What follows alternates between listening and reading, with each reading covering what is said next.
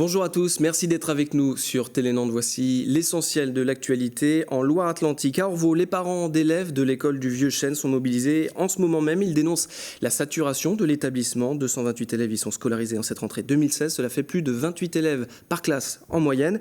Ils exigent donc l'ouverture d'une nouvelle classe et en ce moment même, un rassemblement est organisé devant les grilles de l'établissement. Une cinquantaine de personnes est rassemblée.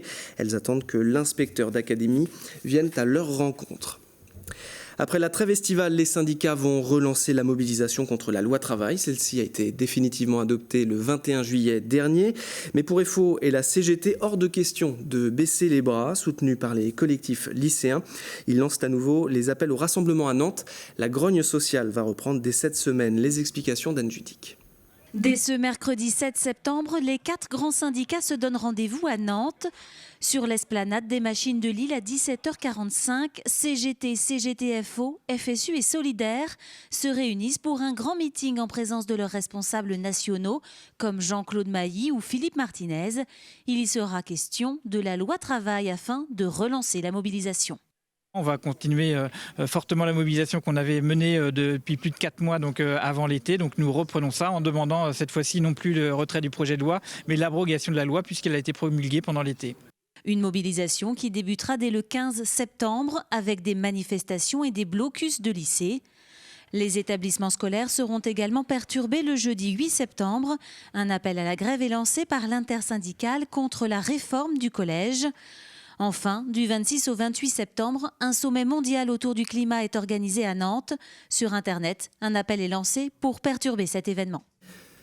Ce week-end à La Baule, le parti Les Républicains organisait sa grande réunion de famille avant la primaire de la droite, les 20 et 27 novembre prochains.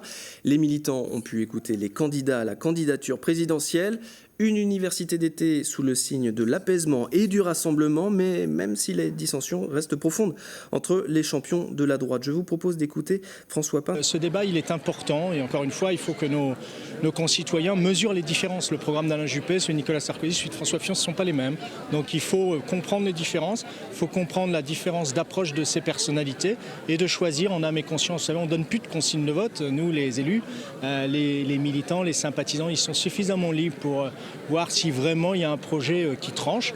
Et d'un point de vue personnel, je pense que celui qui tranche le plus par rapport à la situation de notre pays, c'est celui de François Fillon. C'est pour ça que je le soutiens. Construit sur les chantiers d'STX, l'Harmony of the Seas est le champion du monde de sa catégorie, mais le MSC Meraviglia, lui, est champion d'Europe. Jamais un armateur européen n'avait commandé un paquebot aussi grand. Le Meraviglia a été mis à l'eau pour la première fois sur les quais nazériens vendredi dernier.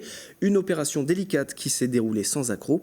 Le navire de 316 mètres de long sera livré en mai 2017, mais tous les feux ne sont pas au vert pour STX, alors que son actionnaire principal est en grande difficulté financière. Je vous propose à présent de faire la connaissance du Nantais François Carcouet. Il est arbitre de Cécifoot, le foot pour non et malvoyant.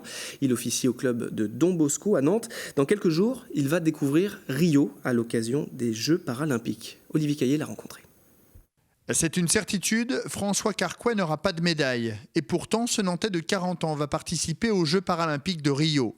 Arbitre de la Ligue de l'Atlantique de football, il a été sélectionné pour diriger les rencontres de Cécifoot lors de la compétition au Brésil.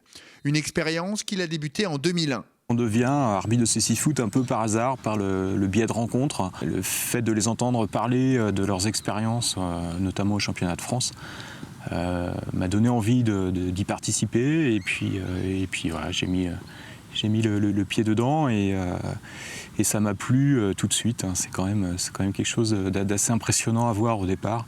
Et pour cette Olympiade, François va être le seul arbitre français de la discipline. Un événement qu'il aborde avec une pression inhabituelle. La pression de bien faire. Effectivement, là, sur les Jeux, on est dans une autre dimension. Hein. On a tout le côté médiatique qui va avec. C'est pas quelque chose, enfin moi à mon niveau, ou même sur les championnats de France de Cécifoot, c'est pas quelque chose qu'on connaît ou qu'on va avoir l'habitude d'appréhender. Voilà, c'est les Jeux, hein, donc c'est ce qui se fait de mieux notamment sur le Cécifoot. Et François va pouvoir une nouvelle fois s'en rendre compte dès le 9 septembre prochain. Voilà pour l'info, place à la météo.